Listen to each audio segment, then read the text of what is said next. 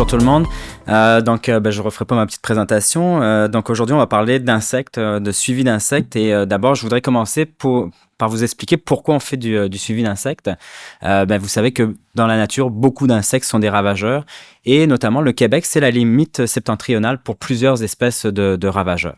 Donc, il y a plusieurs espèces qui migrent notamment des États-Unis. On a aussi des introductions qui peuvent être faites différemment par les transports, par ces choses-là. Mais on a beaucoup d'insectes donc, qui peuvent être amenés sous nos latitudes chaque année. Donc, l'objectif de faire de la surveillance, c'est d'acquérir des connaissances sur les espèces qui vivent dans différents milieux agricoles. Et on va pouvoir aussi distinguer les espèces qui sont nuisibles et celles qui sont utiles. Une autre raison pour laquelle on va faire de la surveillance des insectes, c'est parce qu'il va y avoir dans les prochaines années, et c'est déjà en cours, des impacts, notamment des changements climatiques. On va avoir aussi des nouvelles réglementations qui vont être mises en place. Il y a aussi l'arrivée de cultures niches, de nouvelles cultures qui vont être développées au Québec. Donc, pour cela, on va pouvoir observer l'évolution de l'aire de distribution des espèces qui sont indigènes, donc qui sont déjà présentes au Québec. On va aussi avoir le suivi de l'introduction des nouvelles espèces et dans certains cas, on va avoir une augmentation des générations de certaines espèces d'insectes. Donc, la surveillance va nous permettre de faire des prédictions sur les éventuelles infestations et ça va aussi nous permettre de dresser un portrait de l'évolution de la biodiversité dans le temps.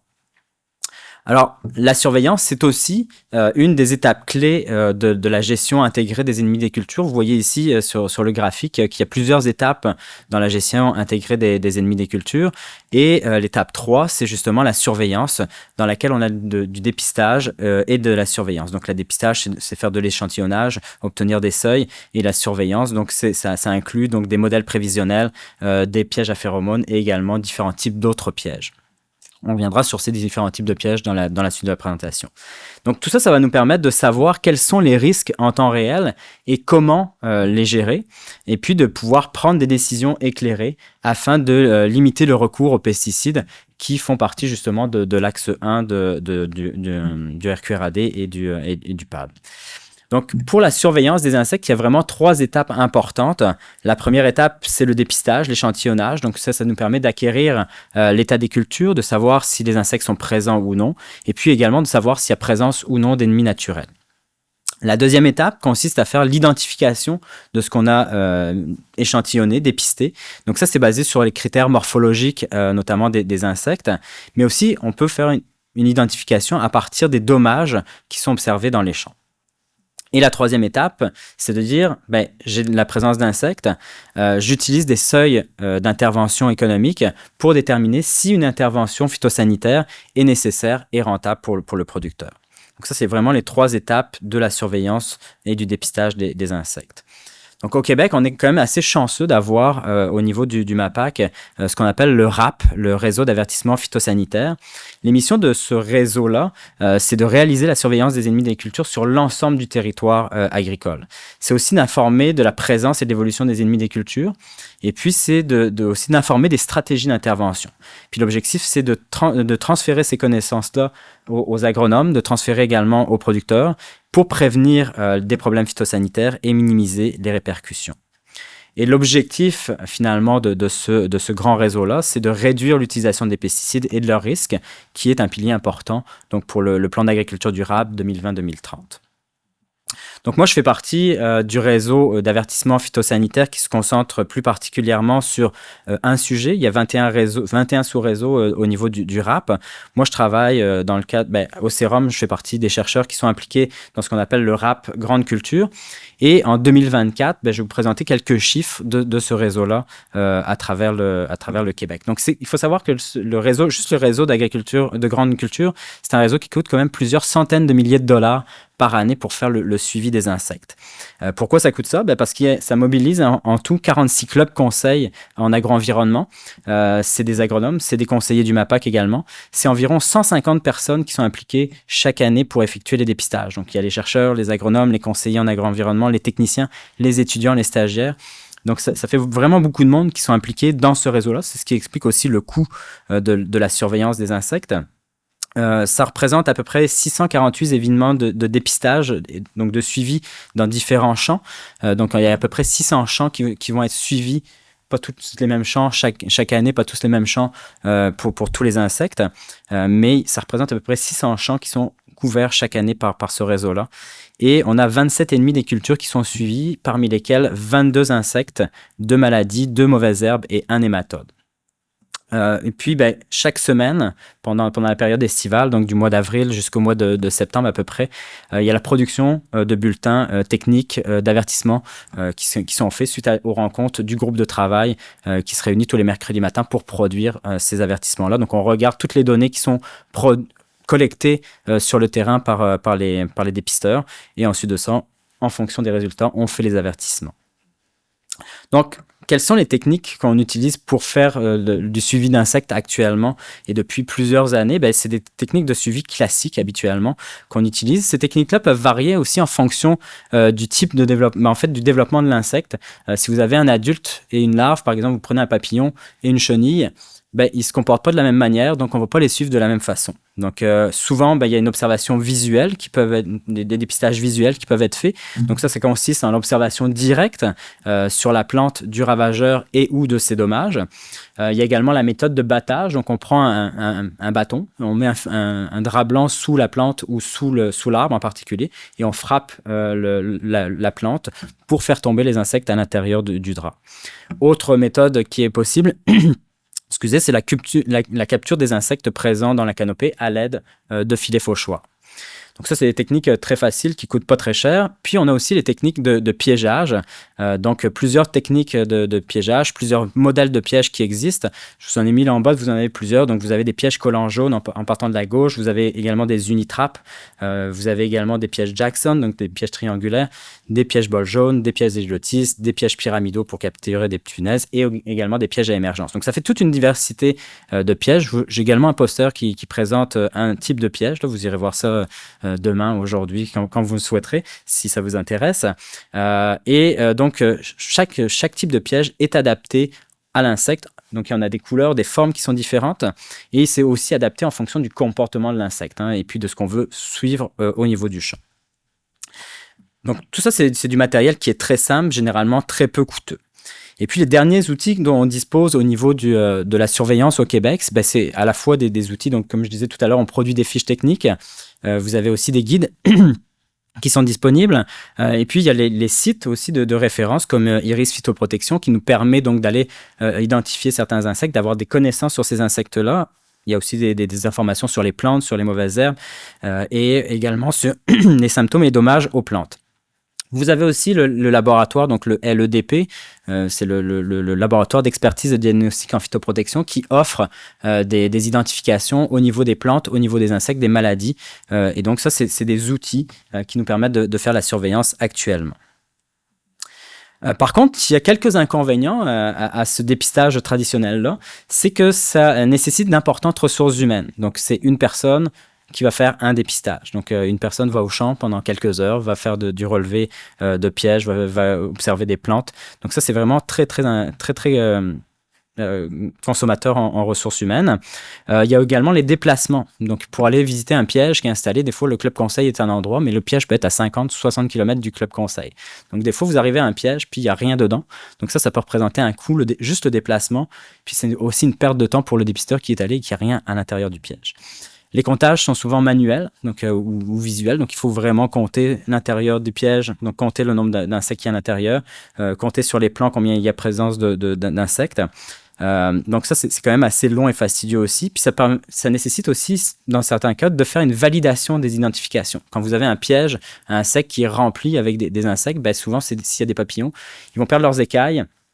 La qualité des papillons va être moins belle, donc on va avoir besoin de faire une identification par le LEDP notamment pour pouvoir faire ça. Donc, puis surtout quand c'est des phéromones qui sont peu spécifiques pour suivre ces insectes-là.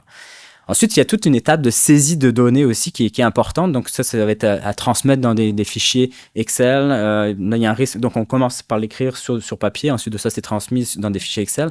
Donc là, il y a un risque d'erreur dans la transmission des données. Il faut également que ce soit fait assez rapidement. Souvent, nos dépisteurs vont dans le champ le lundi et mardi, puis nous, il faut qu'on ait les résultats pour le mercredi matin. Donc, même s'il fait pas beau, s'il y a des conditions qui sont désagréables, ben, il faut quand même aller dans le champ pour avoir les données de dépistage. Donc ça, c'est du temps supplémentaire, c'est des risques d'erreur aussi dans la saisie des données. Donc, la surveillance classique, on peut dire qu'elle est chronophage et coûteuse. Puis ça peut également retarder dans certains cas la prise de décision, surtout si la pression du ravageur évolue très rapidement au cours de la saison.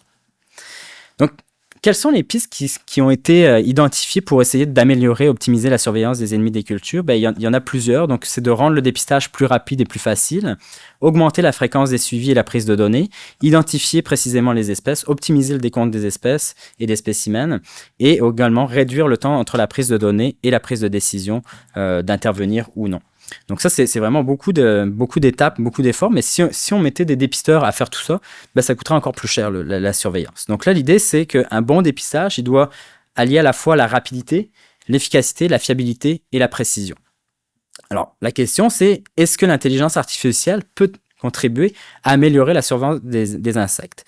On va voir dans la suite si on répond à ces questions-là. Donc, une des promesses de l'intelligence artificielle, c'est la reconnaissance automatique. Ce que l'œil humain est capable de voir, ben, un système de vision, normalement, serait capable de le voir également. Donc, au début, est-ce que vous pourriez me dire à peu près quand ça a commencé, les premiers travaux là, pour observer les insectes, pour essayer d'utiliser ces systèmes-là, ces systèmes informatisés de reconnaissance d'insectes? Bien, ça a commencé en 1982. Donc, il y a plus de 40 ans là, qu'on essaie justement d'intégrer la surveillance automatisée des insectes, de la reconnaissance aussi.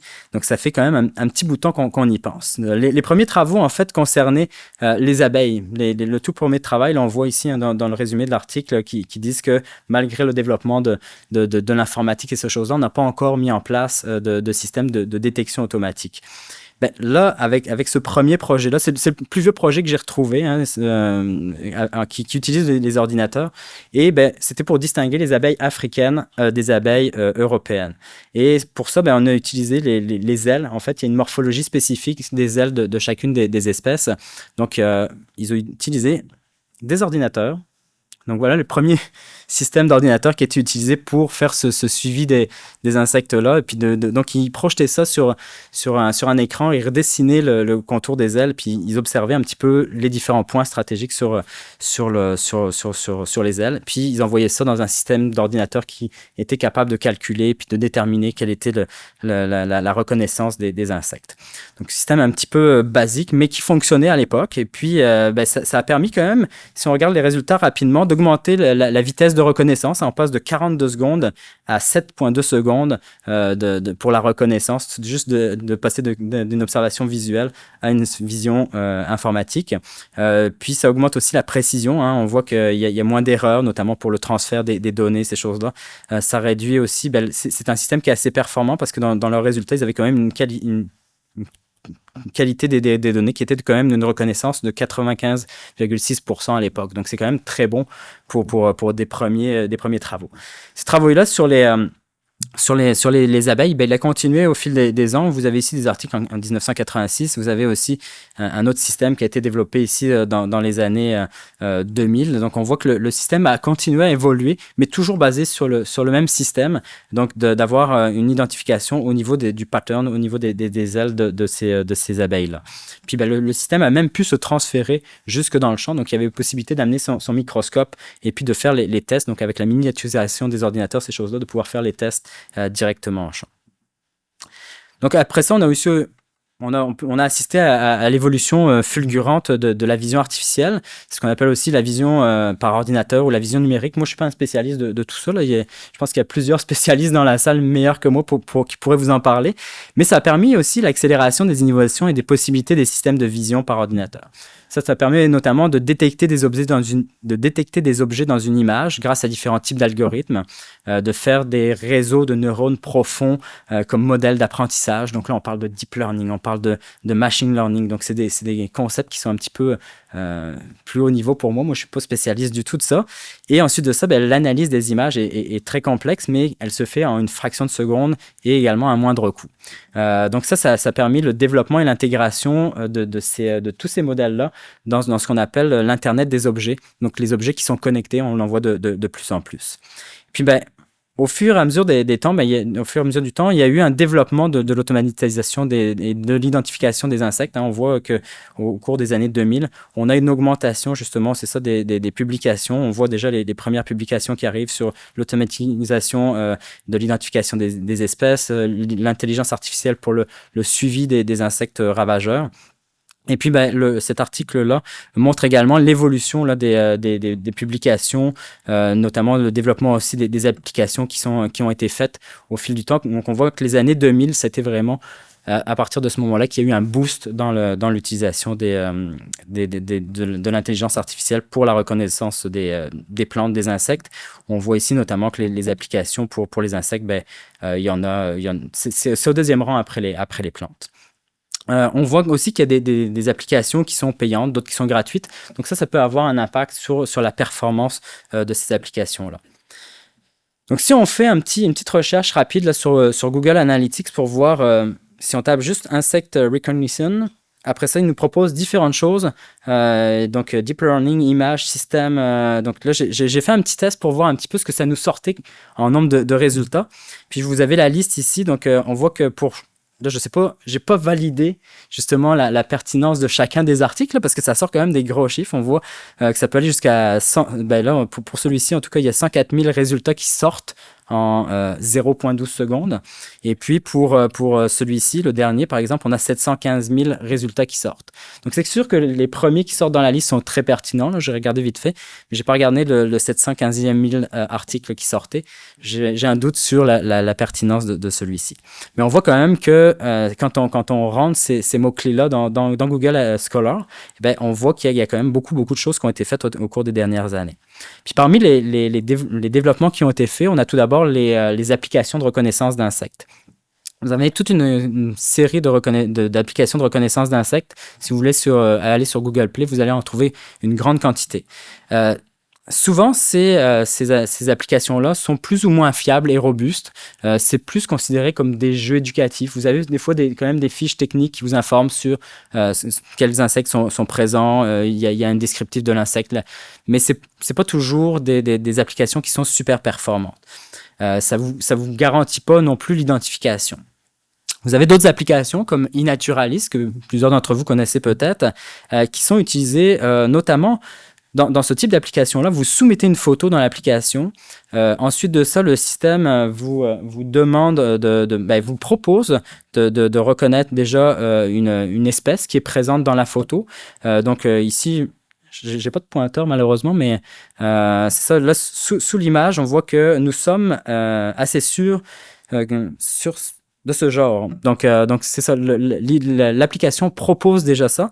Et puis ensuite de ça, il y a une validation qui est faite par différents experts. Donc, une fois que la soumission est faite, il y a plusieurs experts, puis aussi la population en général, qui repassent, qui valident ces données-là. Et ces données-là peuvent être ensuite intégrées dans des projets de recherche, notamment pour de la science participative. Donc, ça, c'est notamment utile si on veut avoir des projets pour suivre la biodiversité et la distribution des espèces à travers le Québec. Là, c'est notamment un projet sur le papillon insecte emblème du Québec. Donc ensuite de ça, on a eu le développement, l'automatisation des pièges qui a suivi le mouvement. Donc un piège classique, c'est un piège dans lequel vous avez la tête du piège, dans laquelle on vient mettre une phéromone. Vous avez à l'intérieur un entonnoir et vous avez le collecteur ici. Donc je vous en ai amené un ici pour vous montrer à quoi ça ressemble. Donc là c'est le piège classique. Et si on veut passer un piège automatisé, le piège automatisé, vous l'avez ici. On vient rajouter sur ce piège-là l'alimentation, donc avec un système solaire qui va permettre de charger le piège, qui va charger en fait un système électronique, donc le boîtier qui se trouve ici. Et ce système-là contient un capteur. Donc à chaque fois qu'il y a un papillon qui rentre à l'intérieur du piège, on reconnaît la signature de vol de ce papillon-là et ça vient faire un décompte à chaque fois qu'il rentre à l'intérieur. Donc ça, c'est vraiment très simple finalement, hein. On vient adapter un piège qui existe déjà pour en faire un nouveau modèle. Donc, il y a plusieurs types de pièges qui existent pour faire la surveillance des insectes ravageurs. Donc, ici, vous avez le piège Heliotis à gauche et vous avez le piège Heliotis automatisé à droite, qui est le piège CapTrap NAS. Vous avez d'autres types de pièges comme les pièges Jackson pour lesquels, là, ici, c'est une petite plaquette collante qui est mise à l'intérieur. Le principe, c'est qu'on vient rajouter, donc dans le cadre du Smart Trap, un système qui prend en photo l'intérieur du piège. Et puis, les pièges ont vraiment évolué au cours des dernières années. Moi, j'ai commencé à travailler avec des pièges automatisés à partir de 2017. Donc, au début, on travaillait avec j'ai marqué idiotisme, mais c'est les Unitraps que vous avez à gauche. Ensuite de ça, on a eu la première version des TrapView. Donc, vous voyez que la tête du piège est similaire. On a juste un système de panneaux solaires qui permet d'alimenter. Donc, ici, on a le système qui se trouve à l'intérieur. Donc, c'est un petit boîtier avec 2 caméras. Vous avez une carte SIM qui permet de transférer les données directement sur des bases de données. Donc, ça, c'est le système qui est à l'intérieur de ce piège-là. Et étape suivante, c'est bien beau d'avoir un piège qui est automatisé, mais là, il faut régulièrement changer la plaquette qui se trouve à l'intérieur du piège. Donc là, la compagnie, elle, a ajouté par-dessus ça un système auto-nettoyant. Donc, c'est le piège que vous avez complètement à droite. Donc, à l'intérieur duquel il y a un rouleau qui s'enroule. Donc, quand le piège est plein, on peut commander à distance le piège avec le téléphone pour faire un nettoyage du piège. Donc, ça, c'est super pratique. Et vous voyez aussi qu'on a rajouté sur ce type de piège-là une station météo, donc qui nous permet d'enregistrer des données sur les températures, les choses comme ça, qui vont nous permettre par la suite de développer des modèles phénologiques pour savoir l'évolution des populations d'insectes. Pareil pour les pièges classiques, les pièges collants. Il y a une évolution aussi de ce suivi-là, donc qui est avec notamment le développement de différents modèles de pièges. Vous voyez qu'il y a plusieurs compagnies qui proposent des pièges maintenant avec des pièges collants jaunes. Donc là, l'attraction est faite par la vision des insectes. Et donc, on voit que ces insectes-là peuvent se coller et vous avez différents systèmes, donc avec des caméras. Le principe est le même. Vous avez un système de charge du piège et une caméra qui va collecter les données. Ensuite de ça, les pièges automatisés, c'est très simple finalement. C'est un piège à pas, un piège, un appât, un système de collecte et le boîtier électronique qui permet donc la reconnaissance et la transmission des données. Puis derrière tout ça, il y a aussi des logiciels donc, qui vont permettre de stocker les données de capture, les algorithmes de reconnaissance et d'analyse et les plateformes donc, en ligne qui permettent donc, de restituer et de visualiser les données. Donc tout ça arrive, en fait, toutes les données que vous collectez arrivent sur des plateformes numériques qui sont détenues par les compagnies. Donc là, je vous en ai mis trois exemples. Vous avez en haut le cas de TrapView, vous avez en haut à droite donc le cas du DTN, et puis en bas, vous avez le système de CapTrap où on a des comptages journaliers. Donc, en fait, ce que fait le système, c'est qu'il va localiser les pièges sur la carte, il va identifier et compter automatiquement les insectes qui vont être capturés, et ça va nous permettre d'avoir des données quotidiennes comparativement à ce qu'on obtient avec les pièges classiques où on a des données uniquement hebdomadaires. Donc, c'est pour ça qu'on va raffiner en fait les modèles, on va raffiner beaucoup de choses. Et quand on fait la comparaison donc des captures avec les différents types de pièges, que ce soit traditionnels ou automatisés, bien on voit qu'il y a en fait généralement moins de captures dans les pièges automatisés, mais par contre on a des très bons profils. Donc les courbes se suivent au niveau des captures cumulatives. Donc on a des systèmes quand même qui nous permettent de bien prédire le début et les pics de capture, ce qui est important pour nous au niveau du suivi des insectes. Donc, au niveau de l'automatisation du dépistage, c'est un matériel quand même qui est assez coûteux en général. Donc, on parle là, il y a beaucoup d'électronique à l'intérieur. Il y a des frais d'abonnement aussi pour tout ce qui est transmission, utilisation des réseaux. Par contre, ça monopolise beaucoup moins de ressources humaines. Ça nécessite moins de visites au piège. Donc là, on y va une fois tous les 3 à 4 semaines au lieu d'y aller une fois par semaine. Et puis, les données peuvent être acquises quotidiennement. Ça fait un comptage automatisé. Il y a la validation d'identification aussi qui est plus rapide parce que les papillons sont moins abîmés quand ils entrent à l'intérieur des pièges. Ça nous permet de faire une compilation, une sauvegarde automatique des données. Donc, plus de problème de perte ou de transfert ou d'erreur de transmission de données. Et puis, les données sont consultables en tout temps et de n'importe où. Donc, ça permet vraiment d'améliorer, d'accélérer les prises de décision. Donc, au niveau je reviens sur la diapositive que j'avais un peu plus tôt, au niveau de l'amélioration du système, effectivement, on arrive, grâce au piège automatisé, à rendre le dépistage plus rapide, à augmenter la fréquence des suivis, à identifier précisément les espèces, optimiser le décompte et réduire le temps de prise de données. Donc, est-ce que l'intelligence artificielle peut contribuer à améliorer la surveillance des insectes? Oui. Mais par contre, c'est des systèmes qui sont quand même en évolution constante. Donc, il y a l'amélioration des systèmes de reconnaissance, la miniaturisation, ça s'adapte au réseau de connexion. C'est également des systèmes qui sont super autonomes. Donc, l'identification est automatique. Des systèmes qui sont très performants aussi. Donc qui peut être contrôlé à distance, la surveillance se fait en temps réel, il y a un suivi qui est dynamique des populations et puis ça limite aussi les visites de terrain. Donc par contre, au niveau des limites de ces types de pièges-là, ben, pour les nouvelles espèces, c'est toujours difficile parce que les algorithmes doivent être entraînés. Il y a toute une période d'entraînement des algorithmes. Ça ne permet pas généralement de dépister, ça ne permet de dépister qu'un insecte à la fois.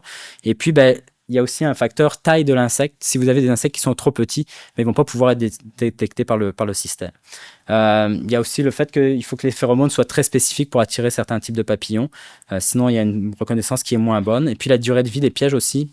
Actuellement, on la connaît pas tant que ça. Donc, mais il y a une évolution très rapide. Donc, il faut régulièrement changer. Là, on a aussi une réduction de l'utilisation du système 3G. Donc, on va avoir des impacts sur ça. Puis, ben, il y a des limites économiques aussi. C'est un coût de location ou d'achat qui est très élevé. Puis, il faut prévoir aussi des frais d'utilisation de plateformes. Donc, les pièges automatisés, ça offre des nouvelles opportunités de surveillance.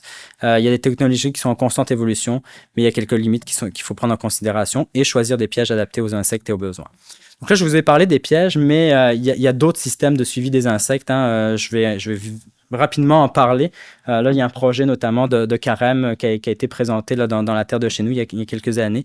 Donc, pour suivre notamment les larves de Doryphore. Carême pourrait mieux en parler que moi, là, mais c'est ça. Puis il y avait quand même un très bon taux de succès. Donc là, on fixe une caméra sur le drone survole le champ et ça permet donc de voir où sont les problématiques à travers le champ. Il y a également un projet qui a été fait par Agriculture Canada. Donc là, je vous parle de quelques projets de nos collègues du RQRAD, notamment pour suivre les insectes pollinisateurs à l'aide des sons qui sont émis par les insectes. Donc là, on enregistre les sons des insectes, puis les ordinateurs sont capables de détecter la présence de certains pollinisateurs. Donc ça, c'est des millions d'heures d'enregistrement. Et donc, c'est un système qui va permettre de faciliter les reconnaissances. L'an dernier, il y avait également deux présentations qui étaient faites. Il y avait une présentation qui était faite par Emma. Je ne sais pas si Emma est là aujourd'hui, mais elle sera là durant le congrès sur la détection des pucerons dans les cultures de laitue. Et puis, je vous invite aussi à aller voir le poster de Fractine Mertillus qui fait actuellement un projet avec l'INRS. Donc, c'est tous des projets qui sont comme cela. Il y a également un projet qui est fait avec l'Insectarium de Montréal et puis l'Institut Mila, donc sur l'identification en temps réel des papillons sans destruction des papillons. Donc, juste pour terminer rapidement au niveau des conclusions, réflexions, oui, l'intelligence artificielle a permis de moderniser, d'optimiser le suivi des insectes. Il y a de plus en plus de technologies et des objets connectés qui permettent d'intégrer la vision artificielle. Et puis, donc, les systèmes se miniaturisent, il y a des technologies qui se raffinent, les logiciels sont plus performants. Tout ça va permettre, en fait, à ce que l'intelligence artificielle de réduire un nombre d'intervenants et de nombre de visites au piège. Ça pourrait aussi réduire les coûts de surveillance et ça permettrait aussi de pouvoir réduire l'utilisation de pesticides en les utilisant que là où ils sont nécessaires. Quel est l'avenir pour les suivis d'insectes? Vous avez peut-être dans vos téléphones des petits outils là, qui vous permettent aussi de pouvoir faire ça. Donc avec Google Lens, avec les suivis aussi Lookup dans Apple. Donc tous ces outils-là est-ce qu'ils vont surpasser les outils connectés actuels? On le verra. Est-ce qu'on aura encore besoin des pièges automatisés? Est-ce qu'on aura encore besoin des autres modèles pour surveiller les champs? Je ne peux pas vous le dire aujourd'hui. Il y a d'autres questions aussi qui se posent. À qui appartiennent les données? Quel est l'impact économique? Quel est l'impact environnemental? L'acquisition des traitements de données, ces choses-là? Y a-t-il des risques que tout bascule? On a vu très récemment que la bourse à Wall Street a planté un petit peu parce qu'il y avait justement des craintes sur l'intelligence artificielle. Donc, tout ça est encore en mouvement. Il y a beaucoup de choses à développer. Puis derrière chaque algorithme, il y a un humain. Il ne faut pas oublier qu'il y a des gens qui travaillent pour développer ces modèles-là. Donc, ça nécessite beaucoup d'images aussi. Mais les algorithmes sont très spécifiques. Besoin d'ordinateurs de très grande puissance, du temps d'apprentissage aussi, puis besoin de valider les données. Donc, je terminerai sur une petite conclusion. Là, ici, un petit article qui fait réfléchir un petit peu, donc qui a été publié dans Forbes il y a quelques mois, qui dit que si l'intelligence artificielle excelle dans l'analyse de vaste quantité de données et de la détection de schémas, elle reste dépourvue de la compréhension subtile et intuitive de l'homme. Donc, la machine ne remplacera pas l'homme. Ne remplacera pas l'agronome, ne remplacera pas le contact entre l'agronome et le producteur, ni les taxonomistes. Donc, rien de tel qu'une bonne visite. Puis, juste pour terminer, si vous souhaitez continuer la discussion, on a un petit atelier, un feu de camp demain après-midi. Donc, merci à tout le monde. Merci encore au RQRAD de m'avoir invité.